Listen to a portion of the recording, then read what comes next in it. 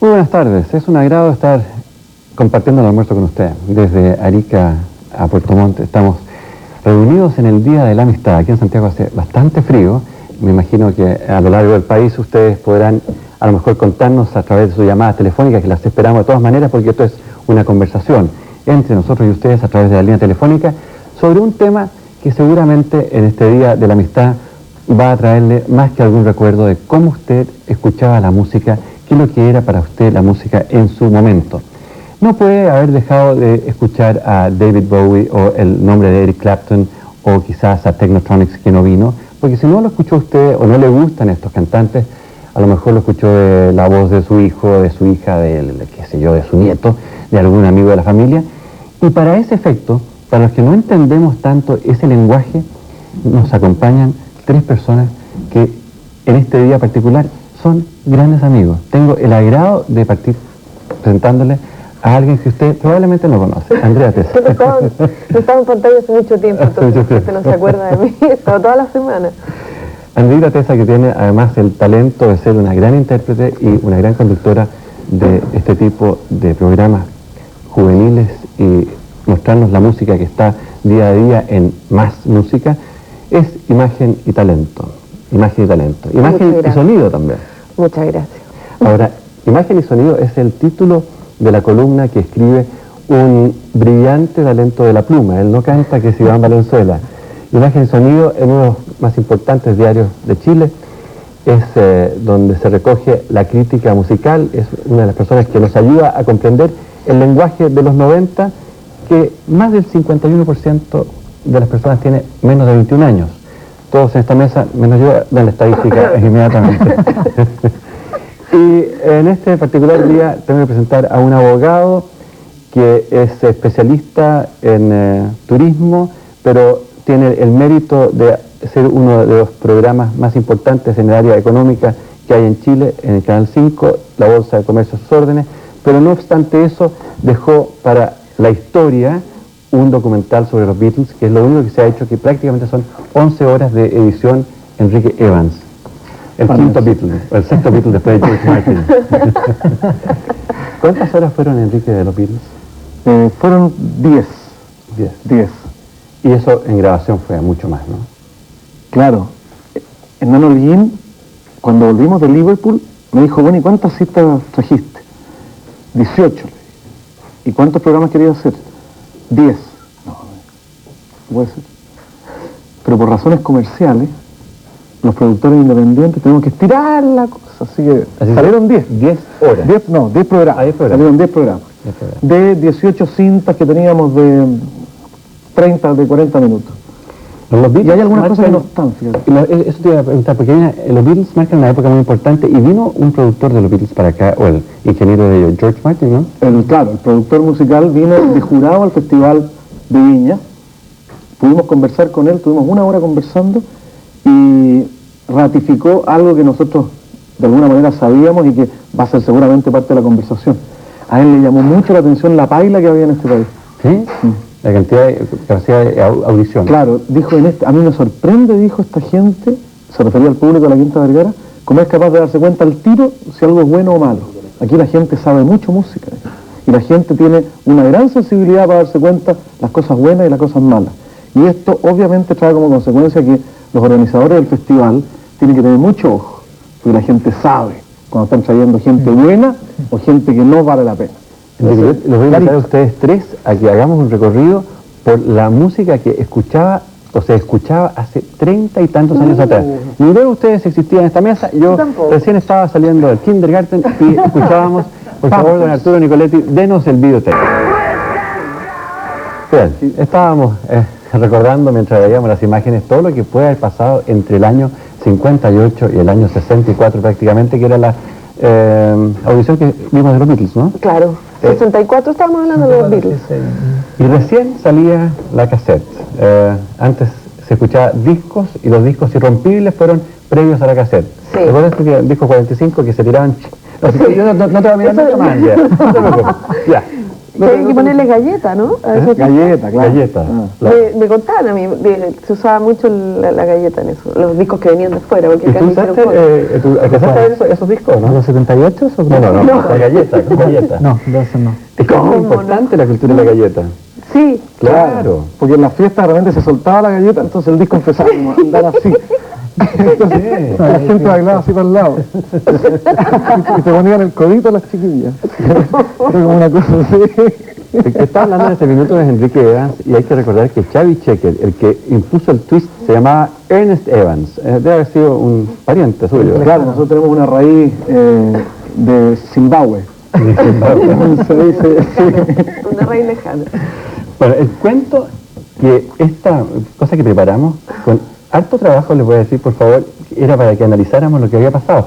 Ustedes, mientras la miraban, sin haber interferido en nada con nuestros comentarios, dijeron que era la música del establishment. Iván, ¿qué se refiere?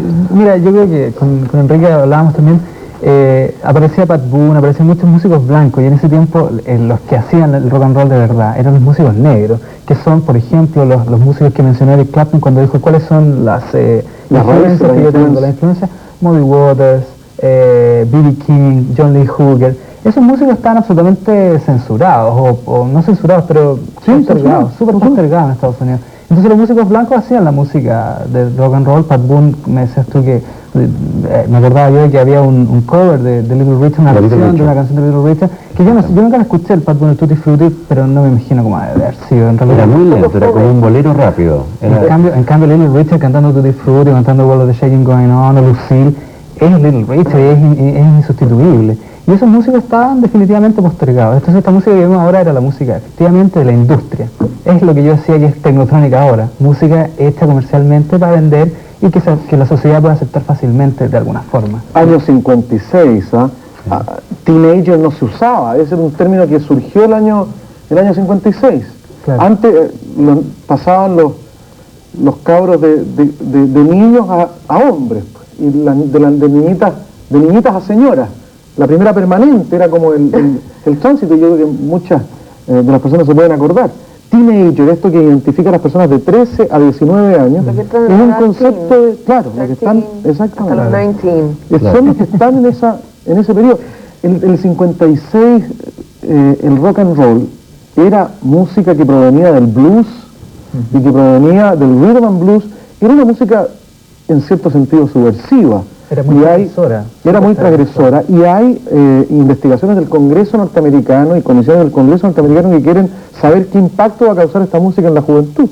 Entonces, recordemos que estamos hablando de la época en que todavía no hay igualdad de derechos. Martin Luther King es 1960, con John Kennedy, ¿no? Claro. Entonces, esto es previo siquiera a John Kennedy, a la nueva en la película Calles de Fuego, que se hizo el año pasado acá, donde estaba la vida de Jerry Lee Lewis. Nunca es bueno citar películas en realidad porque son historias un poco arregladas, pero básicamente Jerry Lee Lewis se demoró mucho tiempo en poder grabar World of the Shaking Going On, que es una canción de los negros, porque la letra era muy sexy, digamos, para esos tiempos, y la compañía ahora no se lo aceptaba. Entonces él y Jerry Lee Lewis fueron los primeros blancos que pudieron cantar como negros, en definitiva. En el caso de Andrea, ¿qué pasa con una mujer que tiene que elegir su repertorio frente a las opiniones de Iván y de Enrique? ¿Tú has tenido algunos problemas de demorar un texto, de no grabar una canción porque tienes problemas con la casa editora o qué sé yo? ¿Hay alguna presión de esa naturaleza para escoger tu repertorio? No, hoy en día ya no. Ya no. No, en realidad hay que irse a los extremos ya para llegar a tener problemas de ese tipo. Ahora, yo no lo tengo, yo no he grabado, pero poniéndome en el lugar, si yo mañana tengo que grabar un disco, yo no tengo por qué someterlo a censura. No, para nada. ¿Y cómo escoges tu repertorio? ¿Cómo en cualquier show de televisión o de otro tipo? ¿Cómo escoges? Tú no participaste de estas cosas, de esta música, pero No. la escuchaste en alguna medida. La escuché algo, porque en mi casa se escuchaba mucha ópera más que rock and roll. Mi mamá era rock and rollera también, pero nunca tanto, se casó muy joven. Entonces ya al tío a la casa. Pero yo escojo mi repertorio normalmente pensando también en el público al cual voy. Yo tengo un espectro bastante amplio de público. De repente me doy cuenta que a través de más música he llegado a los niños. Ahora los niños no son los que me van a ver cantar, son normalmente el adulto joven. adulto joven hasta el non tango, como dicen los Lelutier, hasta los 40 y tanto. Pero eso, ese feeling lo tienes porque te llaman por teléfono, te mandan cartas, te dicen, te paran en la calle y te dicen, Andrea, este tipo de música me gusta, Sí. ¿me interpretas así? Sí, claro. A mí lo que me interesa mucho en las canciones es sin duda la letra. Que la letra y la música que tengan un nivel parecido. Que no esté una supeditada a la otra. Sí, los ye, los wow, a mí nunca me... Aparte es una época que te llena para moverse, pero después ya a uno le gusta escuchar ¿Y cosas. tú has observado de los ye y los wow, qué es lo que hay detrás? Es bien difícil saber. Yo creo que lo central de este asunto y qué es lo que a los críticos más serios les importa es que el rock and roll siga manteniendo sus raíces. Y yo creo que la raíz del rock and roll, más que una cosa musical, es una cosa sociológica que tiene que ver con la transgresión. Con la transgresión de los adolescentes rompiéndole los esquemas a los papás. Yo creo que va un poco por ese lado el asunto. Y detrás de Wow, a veces lo que hay es rebelión. Cuando es eso lo que hay y cuando hay una búsqueda sincera y estética, yo creo que la música vale la pena. Cuando hay música comercial de por medio, con Wow también, no vale la pena, aburre inmediatamente. Pero a mí me tocó el caso, bueno, tú fuiste también, Enrique, al el concierto de Rod Stewart, ¿no? Sí. Y ahí estaba el ministro de Estado, me acuerdo, el ministro Rasoli en ese tiempo, en Felipe, que se juntaban las generaciones. O sea, la música une también, o sea, aparte de ser transgresor en algunos momentos, une. ¿Tú tienes esa visión con tus hijos, por ejemplo? Ah, sí. Sí, ahora yo fui con mi hija. Ella quería ver a Technotronic, pero ahora quiere ver New Kids on the Block.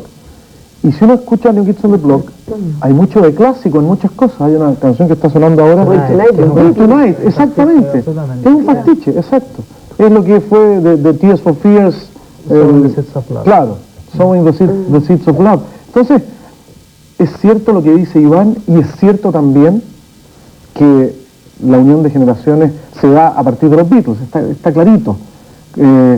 La gente, como los Beatles son mucho más escuchados proporcionalmente que cualquiera otro en las radios de esa época, es muy fácil que los niños hoy día le pregunten a los papás, así que estos fueron los que tú, de generaciones de la música que tú cantaste, y uno con más facilidad le canta en lo que puede canciones a los niños. Entonces, el rock sigue siendo un lenguaje, ya no diré de protesta, el mundo hoy día protesta cada vez menos, hay cada vez más consenso, los ideologismos se han venido abajo. Recordemos que el rock resucita en la década del 60, o sea, el rock resucita en el 63, 64, las guitarras resucitan. Todo lo que mostramos acá de Pat Boone era la segunda etapa de la música, donde ya era música más tranquila, no tenía nada que ver con el rock y la guitarra. A los mismos Beatles le dijeron, y a Brian Epstein le dijeron, las guitarras desaparecieron, no me traiga guitarra. Y la guitarra sigue siendo el símbolo del rock, no podría haber rock sin guitarra. Entonces hay un elemento de, hoy día yo no diría protesta, diría desconformidad. Hay una cosa estética de desconformidad. Hay una vestimenta un poco más desconforme, perfecto. Pero de que une generaciones, evidente. Mi papá me dice hoy día de que él se encuentra conmigo escuchando los Beatles, y cuando yo lo escuchaba el 65, mi papá me decía, apaga la radio. Colérico. Claro. Bueno, si usted le está diciendo colérico a sus hijos o a sus nietos, que sé yo, por favor, llámenos y cuéntenos qué tipo de música es la que a usted le gusta además escuchar, porque se trata de eso, descubrir qué nos une, cómo esta música nos está llevando por una estructura donde sea un puente más que nada. Están llegando a Es toda una onda retro, especialmente también en el mundo del videoclip, y en el Más Música, hace algunos meses realmente fuimos invadidos por una onda profundamente retro que llevó a los niños, lolos de 12 a 15 años, a enterarse de la música ay Dios mío, de esta orquesta de los años 40, de pero... Claro, el swing. El swing, o sea, todos cantaban el Jive Bunny, el famoso cassette del Jive Bunny, que tienes ahí, el Master Mix. Estaban todos bailando música que bailaban en la época de la Segunda Guerra Mundial, hoy. Increíble. Oye, Andrés, fíjate que nos están llegando más que preguntas, de repente aquí hay dos cosas muy simpáticas. Muchas felicitaciones por el video que trajo tantos recuerdos. Cómo la imagen asociada a la música a uno lo lleva en este día de la amistad a recordar tantas cosas, desde el pololeo, los helados que se comían en Santiago en la Foca y en la Escarcha, ¿te acuerdas tú? El paseo a la matiné. ¿Helado de canela? Felicitaciones por el estupendo video que mostraron, todo un clásico. A ver, de Concepción, don Ricardo Bebel, muchas gracias por llamar de Concepción, don Ricardo. A los invitados, ¿por qué la música rock rítmicamente pobre, tan repetitiva y que usa efectos para sobresalir, tiene tanto éxito? Andrea. ¿Perdón? ¿Por qué? ¿Por qué la música rock, que en el fondo es tan repetitiva, que rítmicamente es fome, digamos, tiene tanto éxito entre la juventud? Dice don Ricardo Weber. Yo le diría a don Ricardo que está generalizando un poquitito, porque no toda la música rock es pobre y repetitiva. O sea, podríamos clasificar entre esta música en la parte comercial, pero comercial mala. Porque también hay música comercial buena. Es que él dice rítmicamente pobre, ¿eh? Entonces, claro, el rock es esencialmente un compás de 4/4. Desde ese punto de vista, claro, alguien podría decir es rítmicamente pobre, no es un compás muy elaborado. La cueca, pero 6 octavos, por ejemplo, es más difícil bailar, ¿no es cierto? Mucho más difícil bailar. Y ahí está la razón por la cual cada vez para los 18, ¿no es cierto? Y Andrea, a muchos nos pasa, ay, me duele tanto la rodilla cuando empiezan a sacar a bailar, mira, estoy resfriado, alguna chica. Cuesta mucho más bailar 6 octavos que 4/4. Sin embargo, teniendo una base rítmica, no diré monótona, pero más simple, es capaz, yo diría que el mismo argumento de él se le vuelve en contra. Teniendo una misma base rítmica limitada, es capaz de generar una variedad que hace que el rock siga estando vigente. Yo creo que lo que tiene el rock es su enorme variedad dentro de una cierta pobreza rítmica. Yo en ese sentido lo encuentro. Yo creo que el rock tiene, a lo mejor es un poco arriesgado lo que voy a decir, pero el rock tiene códigos propios. Tal como el barroco tenía códigos propios. No estoy comparando el barroco con el rock, no quiero decir que Bach y Clapton son lo mismo, porque después don Federico Hanel me va a retar. Pero el rock tiene sus códigos y el barroco tiene sus códigos. Y esos códigos, en la medida en que puedan romperse, es donde se avanza en la música. La música de los Beatles, yo no conozco realmente, o sea, a nadie que sepa la música de los Beatles que me pueda decir que la música de los Beatles es monótona. Y me parece que la música de los Beatles es probablemente la mejor música popular que se haya hecho en toda la historia de la música popular, desde que nació, desde que se separó un poco esta cosa a principios del siglo entre los músicos doctos y los músicos más populares, digamos. Entonces yo no sé si es tan monótono realmente. Yo creo que de resúmenes cortos. Cuando hablaban de los compases de 4/4 y 6 octavos, es porque Enrique fue baterista entre sus otros hobbies de un conjunto que a lo mejor a ustedes trae recuerdos, se llamaban Los Sacros, ¿no? Los trapos. Los sacros nos ganaban en los festivales de la canción, no querían escucharlos nombrar. Yo quería, no, sí, todavía con su qué, porque era la competencia más horrible que tenía. No, por favor. Los trapos, los sacros, tocaba la guitarra o cantaba en Hernán Baldovinos, que es un gran pintor. Ellos hacían una música parecida, derivada de los Byrds, y una música que a ti te gustaba mucho. Los Byrds, y también los Apparition estaba Eduardo Gatti y el arquitecto que hoy día está cantando nuevamente en la taberna de los Beatles, ahí en Beatlemania. John Bowerly, exactamente, en los Apparition. Eran todos tiempos de festivales de la canción, festivales que recién empezábamos a hacer juntos. ¿Tú? ¿Dónde? Era un gran disc jockey, no, sí, debe contar esas cosas. Sí, porque aquí, a ver. Es que en esos tiempos se hacían festivales de la canción en los colegios. Partieron con gran éxito. Teníamos el festival en el Teatro Las Lilas, en el Teatro Pedro Valdivia. Y todos los estudiantes de la época tenían sus conjuntos, no todos, pero digamos, habían grandes expresiones musicales que se daban en estos conjuntos de los Beatles Quebrados, los Escombros, los Blobs, los Beatniks, etc. Y todos esos conjuntos que éramos ruido para la época o eran ruido para la época se han transformado en clásicos. Cuando me toca hablar con mis hijos, uno le dice, sí, esta música es la que yo escuchaba, y ellos lo encuentran relativamente fome. Por eso que me parece que lo que dice Iván es cierto. Cuando se avanza ligeramente la música, se cambia la armonía, que fue como lo que pasó con los Beatles, ¿no?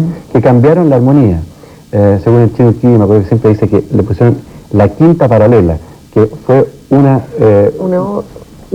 voz que iba extra, exactamente a la armonía que se venía escuchando. Que una aberración de armonía clásica, la quinta paralela, por lo demás. No, eso es lo que me acuerdo que decían que era el éxito de los Beatles. Pregunta, ¿no les parece, Iván, que la música rock de hoy induce al erotismo, a veces hasta lo satánico? Yo creo que es una cosa comercial. O sea, a ver, si uno piensa en Madonna, por ejemplo, yo creo que gran parte del éxito de Madonna, aparte que es una muy buena artista, muy buena comunicadora, es precisamente su transgresión sexual. O sea, de hecho ha sido censurada en muchas partes. Acá en Chile, en Latinoamérica, se vio una versión editada de su clip, Like a Prayer. Yo creo que es parte de su transgresión. Y el satanismo me parece que fue una moda comercial, definitivamente, porque yo, la verdad, nadie me ha comprobado que pueda haber un mensaje satánico puesto al revés en una grabación. Me parece muy improbable. Es lo mismo que pasa con la chucha, la brasileña, que la verdad es que me parece muy improbable. Yo creo que fue una moda por la que se vendieron millones de discos, ojo con eso, porque la industria discográfica generalmente no permite que surjan artistas que la puedan corromper demasiado. Yo creo que la industria siempre se mantiene, siempre se protege a sí misma y nunca deja surgir artistas que la puedan subvertir muy profundamente, y el satanismo en este caso habría sido, fuera de control, habría sido una hecatombe para la industria. Bueno, un poco lo que pasó con el tiempo de los hippies, al comienzo de los hippies, y en Londres sobre todo, que la sociedad empezó a imprimir poleras con todos los slogans y los absorbió, digamos, o sea, desinfló un poco el fondo del movimiento. Bueno, claro. Los punk también pasó lo mismo. Claro, el caso de los hippies es muy elocuente porque el hippismo tiene mucho que ver con la enorme deserción que hubo de personas que no querían ir a Vietnam. Entonces, la raíz del hippismo está curiosamente en la Universidad de Harvard. El doctor Timothy Leary era un profesor de física de la Universidad de Harvard, un viejo pelado, y es el gurú del movimiento hippie. Y incluso preguntábamos hace pocos días qué será del que inició el movimiento. Y buscando las propiedades psicodélicas y buscando toda aquella parte de la cabeza que no se usaba, que causó después mucho daño. Pero no se puede disociar el movimiento hippie de la situación de la guerra del Vietnam y de la gran abundancia del mundo de los 60. Se parecía que el producto crecía y crecía ilimitadamente, entonces ya se había solucionado el problema de la pobreza en el hemisferio norte. Entonces había que buscar otras formas de vida un poco más austeras, usted me ayuda, por partner. Autojustificable. No, es que se consume lo que se produce. Por eso. ¿Autojustificable? Por eso, te estás justificando lo que tú produces. En el fondo, tu lenguaje se está traduciendo en una cosa que se avala por sí sola un poco. Y las sociedades van evolucionando en ese sentido. Yo quería dejar planteada esta pregunta para la segunda parte. Sí, yo quiero después decir algo. ¿Cómo la música va plasmando estas inquietudes? Porque Enrique dijo que el hippismo tenía ciertas raíces y tenía cierta forma. ¿Cómo la música de los 50, de los 60, captó lo que pasaba en ese tiempo? Hay una pregunta de don Ricardo García que la hacemos a la vuelta de comerciales. Un minuto usted nos espera y estamos con una pregunta de don Ricardo García. Este clip era para mostrarles lo que está pasando ahora. Usted pudo ver a Eric Clapton, a David Bowie, vio también a Phil Collins en la batería, mientras dejamos atrás el sonido de este rap que se llama La Abuela de Wilfredo y su banda. Y al final agregamos nada más que como información a Technotronic, este grupo belga, que no pudo venir ahora, para que usted supiera qué es lo que pasa con este grupo, que debe ser difícil verlo en un concierto. Yo creo que es más que nada para producción de videoclip. Pero Andreita, usted antes de la pregunta de don Ricardo García quería hacer una observación. Sobre el supuesto mensaje satánico que llevarían algunos rock, yo creo que continuamente estamos recibiendo nosotros, no solo en el rock, en todas cosas, muestras del mal, del bien, y nosotros tenemos algo re importante que es la educación en casa, que es los valores formados en casa. Y el hecho que uno esté de repente expuesto a que en una canción de rock hablen cosas que yo todavía no he escuchado nada donde hablen de Satán, ni en fin, ni del mal, con ese nombre, si uno tiene una preparación sólida de hogar, uno no tiene por qué verse influenciado por eso. Y esto me trae mucho recuerdo de lo que pasó en Estados Unidos, si no me equivoco, a raíz de una canción de rock donde dicen just do it, qué sé yo, hazlo, no esperes, hazlo, se suicidaron 2 niños. Bueno, por una canción de Ozzy Osbourne y Lita Ford. Claro, entonces los padres están ahora querellándose contra este grupo porque los habrían inducido a cometer suicidio. Judas Priest. Judas Priest. Lo que pasa es que hay varios claro, casos, sí. bueno, la verdad es que yo no sé qué otro problema tendrían esos niños, que es muy probable que no el rock haya sido lo determinante. Pero hubo sentencia, eso es muy importante. Hubo sentencia absolutoria para el grupo. O sea, no hubo ninguna relación de causa-efecto entre la determinación que tomaron los niños y la letra, cualquiera fuera su origen. Claro, lo importante es saber realmente quién es su hijo, conocer a su hijo, señora, y ahí usted no va a tener ningún problema si su hijo va a un recital de lo que sea, porque sabe que su hijo es suficientemente bien formado como para poder ver estas cosas como espectador, no como directo participante. A propósito de esto, quiero decir que llegaron una cantidad de felicitaciones enormes para todos ustedes tres. Después, si quieren, le doy la lista, pero hay una cosa que no quiero dejar pasar. Nancy Díaz, Andrea Tesa. Felicitaciones a Andrea Tesa por su excelente conducción de Más Música. Y a mí me parece que fue una excelente conducción cuando pasamos antes. ¿Y por qué no se dedica más a cantar ya que tiene tan linda voz? Cuénteme, ¿por qué no se dedica a cantar? Nancy. Nancy, eres una de las tantas personas que me lo dice. 1.000.000 de gracias. La verdad es que yo canto harto. Ahora no canto mucho en la tele, pero canto bastante fuera de ella. Tal vez, aparte de uno que otro programa, no hay mucho tampoco donde cantar en televisión, pero bueno, pero el martes próximo, para seguir con la semana, voy a estar en el programa Raúl Mata. Andrea, a propósito de cantar, tú fuiste la persona que transmitió los 3 recitales, lunes, martes y miércoles, ¿no es cierto? Y estuviste en el estadio, te diste cuenta perfectamente cómo funcionaba el esquema. Y en ese sentido era el consejo que tú le decías a los padres: mire, no se preocupe si su hijo está bien formado, no tiene por qué temer que vaya a ver a un David Bowie o a un Eric Clapton. 2 cosas. ¿Por qué fue tan poca gente? ¿Los muchachos sabían, se daban cuenta de que David Bowie no era a lo mejor lo que esperaban o no lo conocían? ¿Cuál es tu percepción del tema? Uno, era día jueves, al día siguiente era día laboral.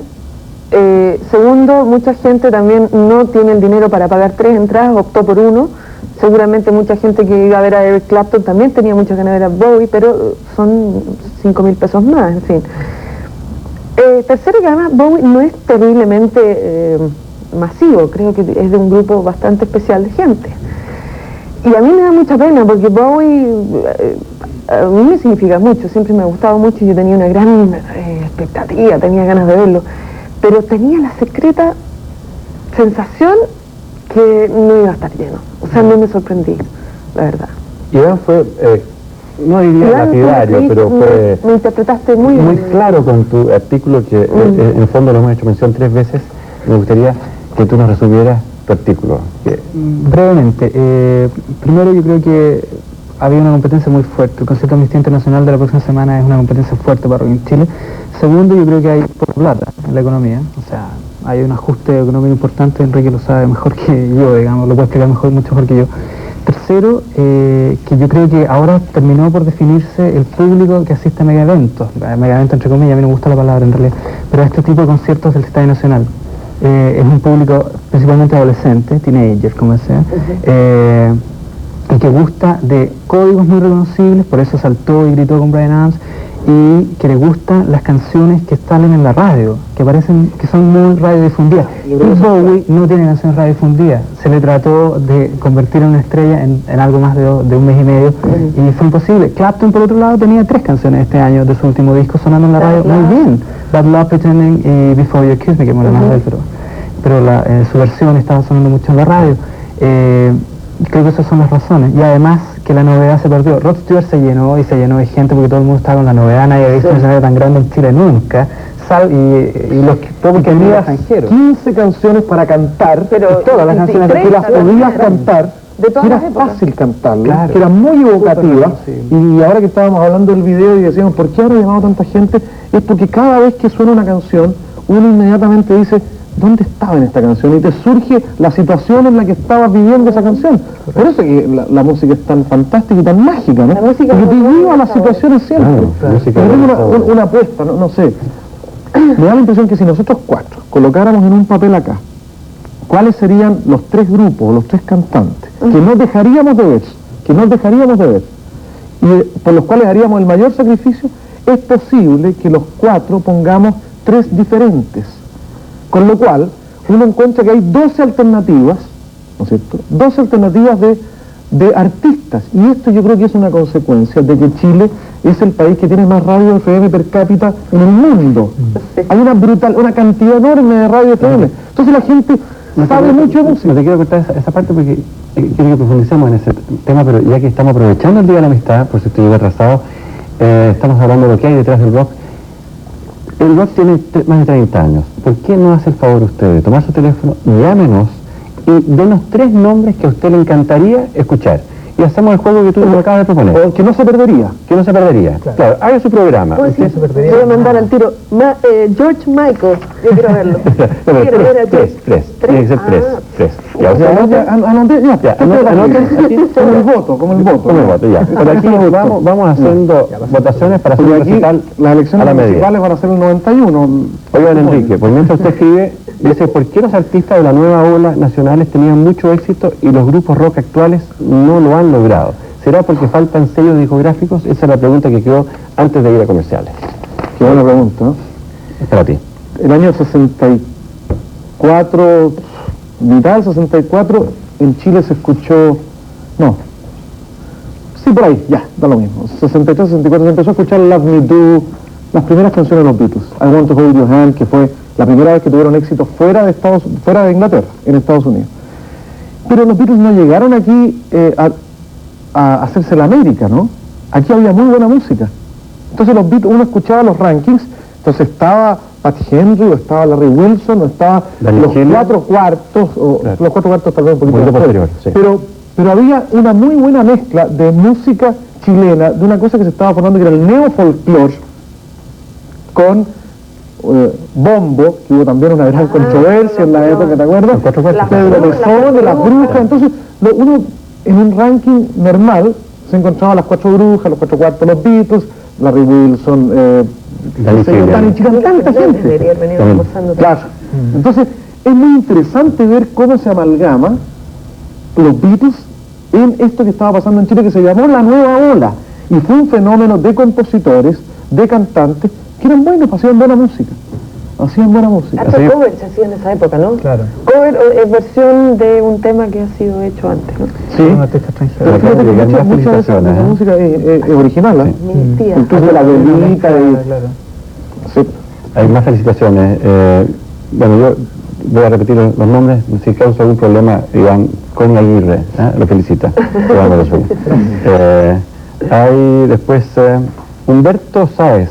Don Enrique le tocó de nuevo. En dos palabras, ¿qué opina del grupo Kiss? Buenísimo, muy buena música. Y yo creo que ellos mismos han hecho de sí mismos una transición. Escuchar a Kiss hoy no es lo mismo que escuchar al Kiss de hace... De los 70. de los 70. ¿En qué sin maquillaje ahora? Claro, exactamente. Que Yo creo en que esa eso- época usaban unos zancos así. Eso es genial. Los trapos, cuando yo me salí y empezaron a ganar plata, no sé si una coincidencia, pero pasó eso. Por algo. Hacían en el Teatro Gran Avenida, a comienzos de los 70, años 72, unos conciertos maquillados enteros, muy Kiss, y se llenaba eso. Yo nunca entendía por qué. Y era una música que estaba Como muy glam, claramente... así, sí, súper al máximo. con un grafiti, así, una cosa muy rara. Muy rara. Josefina Robinson lo felicita, especialmente Enrique Evans, dice aquí. Iván Ramírez. Mira, qué vergüenza. yo soy. Iván Ramírez, usted está casado, no lo sabría. ¿En qué consiste el movimiento Acid House? Acid House es una música que proviene de Europa, que, a ver, musicalmente consiste en ritmos muy machacantes, que es muy para bailar, tiene que ver mucho con la evasión. Tiene que ver con una moda también de ropa, de una ropa específica, que no me atrevo a decir porque no soy muy entendido en la ropa, Y tiene que ver también con una onda que se dio en unas cosas que se llaman warehouse, no sé si está bien pronunciado, que son como discotecas clandestinas en Inglaterra. Tiene que ver también con algunas drogas un poco suaves como el éxtasis. Ya. Y lo que ha trascendido mayormente, marginal, digamos, ¿no? No, al contrario, ha tenido mucha respuesta en la radio FM, sí, en las discotecas ha pasado de ser que esta cosa vía ilegal, pasó a ser vía industria discográfica otra vez, un movimiento de baile, de mucho baile. Acid House y la House Music es más o menos... Son más o menos la misma Prima, cosa, prima, claro. prima. La obra No lo he notado, Raúl Cerda, sí, Andrea. Te estamos esperando sus votos, señor, señora, joven. Acuérdese, 3 nombres que a usted le encantaría ver. ¿Cuál es su programa ideal de música en este momento? Da lo mismo que sea rock, pero la música que le encantaría. Más requerimientos, 3 por los cuales pagaría 5.000 pesos por ir al estadio y haría el mayor sacrificio. Bueno, Raúl Cerda le dice Raúl Cerda le dice a Andrea Tesa, la música rock no es solamente los New Kids on the Block o la Madonna. Podría ejemplificar esto con muchos nombres, pero lo hago con Emerson, Lake and Palmer.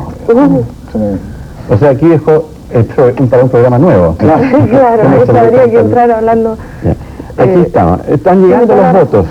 Quiero decirle de todas maneras a don Luis Alegría, a Verónica Cruz, Roberto Bierman, Cristian Jaime, que están sus preguntas en la mesa y vamos a tratar de hacerlas. Voy a dar el primer ranking aquí. Depeche Mode, Phil Collins, AHA. ¿Cuál es el? Ajá, son, ya. Noruegos. Me gusta esa. Rosa Flores dice, por favor, The Cure. The Cure, sí, The Cure, Guns N' Roses y Ajá. Jorge Lavé, de Valparaíso, Santana, Pink Floyd y Paul McCartney. Aquí se cacha no en la edad que tiene. No, no Se- Ya, es más cerca mío. No, Ya. Muy es bien. adulto joven. Es adulto joven. Mayor de 25 de todas maneras. Arica, fíjate, desde Arica me están llamando. Qué agradable saber que de Arica nos escuchan. Don Eugenio Berríos, felicitaciones a don Enrique Evans. ¿No sería conveniente también traer artistas más antiguos como James Taylor o Carly Simon, don Enrique? ¿Dónde está? ¿Señora Erika? Aquí está. Aquí, James Taylor, dice ella, ¿sí o no? James Taylor. El primero- ¿Qué te han dicho a ti? El primero que... Porque los dos nos estamos quedando pelequén one way. Ese es el nuevo peinado. Marcos Ibarra, Enrique Evans. No, después le hago otra a usted, don Enrique. No. Claudio López, opinión. Esta es una vez. El virtuosismo de los músicos que acompañan a las grandes estrellas, como Eric Clapton, por ejemplo, es excepcional. Y eso es importante destacarlo. Sí. Andrea, usted destáquelo. Bueno, sin duda, ya hoy en día, hace un buen tiempo ya que los actuales grupos solistas se rodean siempre de muy buenos músicos. Y de repente corren el riesgo que los músicos a veces superan el mismo solista. Pero en este caso, dignamente han participado en el grupo de Eric Clapton músicos realmente increíbles. Bueno, de hecho, el tecladista que tú presentaste con la dirección extraordinario, ¿no? Va a ser un disco solista ahora que Finnegan. Lo dijo en el aeropuerto cuando llegó Clapton. Él dijo, yo termino aquí la gira con Clapton y me voy a hacer un disco solo. ¿Te vas a hacer un disco solo? Sí. Bueno, alguien mencionó ahí a virtuosos, Emerson, Lake and Palmer, era cada uno un virtuoso en su instrumento. Y Keith Emerson era un concertista en piano, era un tipo que tenía estudios Elton John académicos. es un concertista también. en piano.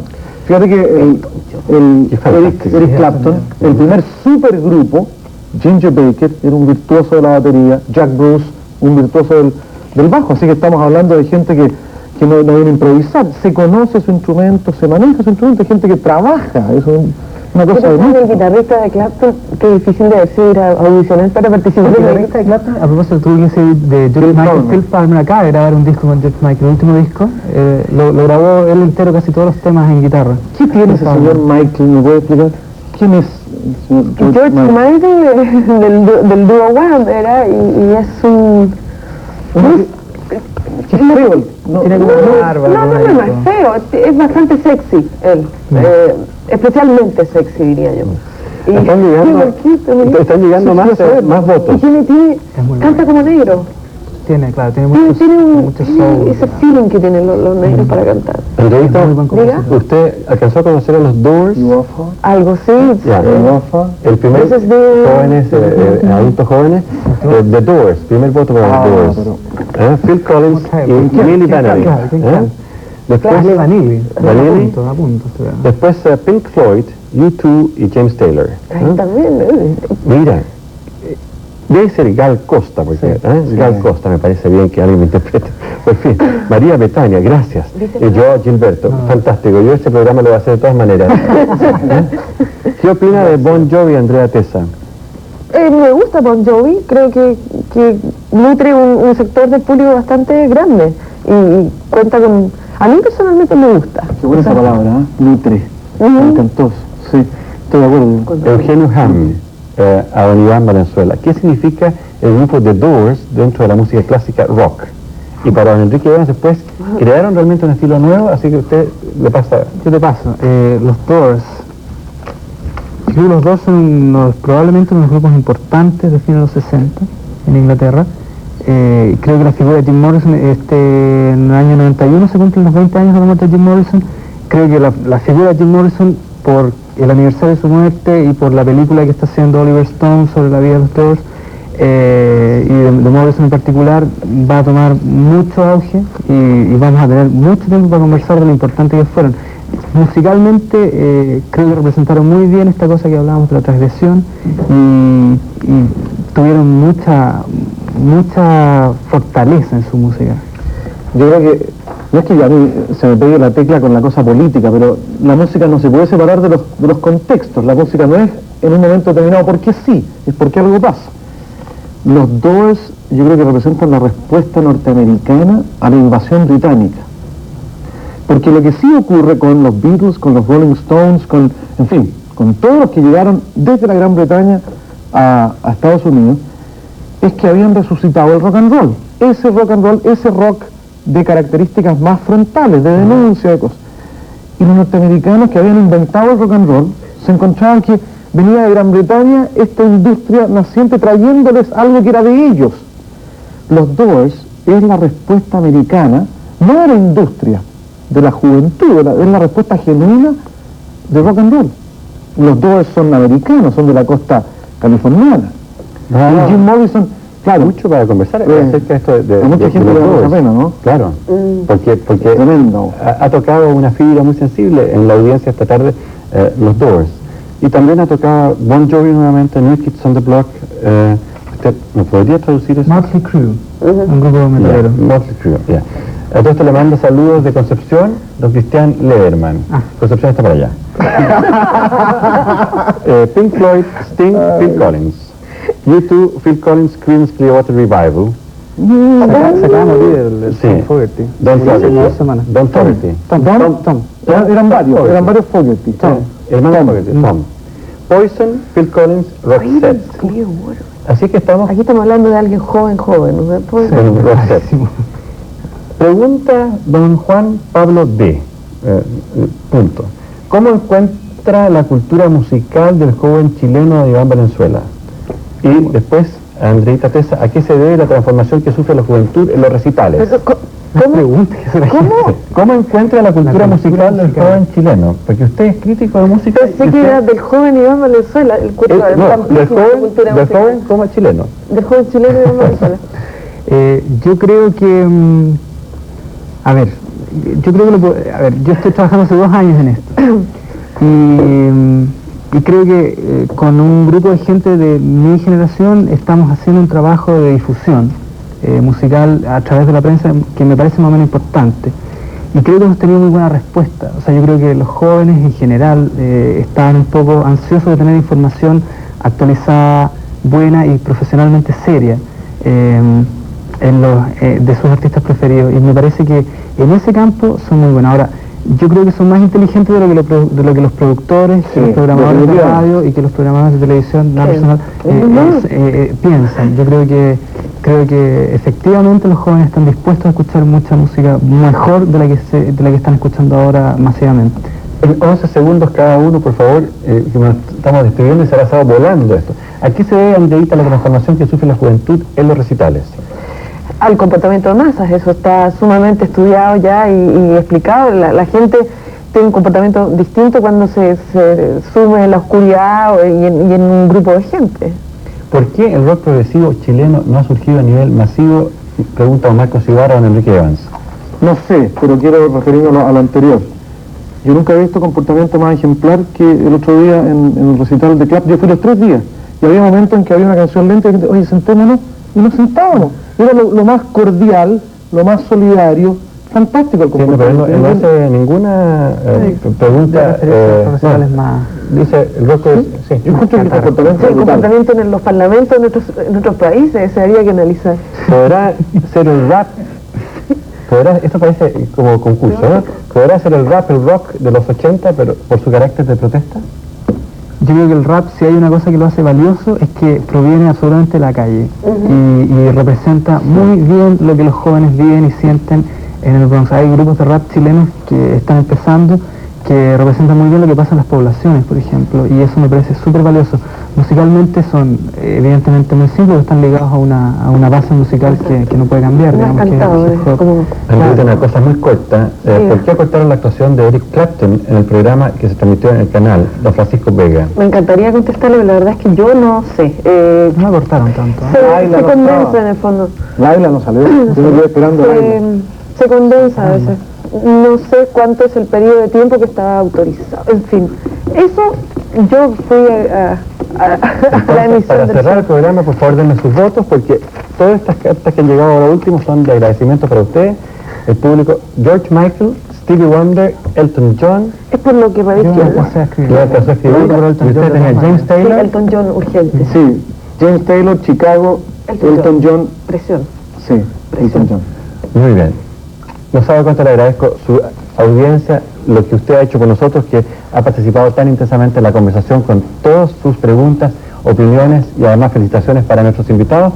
No me queda más que darle las gracias a Andrea, nuevamente muchas gracias Andreita, a Iván Valenzuela, este talentoso crítico de música pop, y a Enrique Evans, este multifacético hombre de comunicaciones. No deje de ver, aquí tengo, por favor, la última opinión. Mañana está don Darío Rojas, por favor, vea a Darío en la polémica de las ISAPRES. El lunes 08, el lunes 8, mañana es sábado. Claro, mañana es sábado. Viene don Víctor Maturana, que es presidente del Colegio Médico, don Johnny Merino, presidente de la Asociación de ISAPRES, don Héctor Sánchez, superintendente de ISAPRES. El lunes, Darío Rojas con la polémica de las ISAPRES.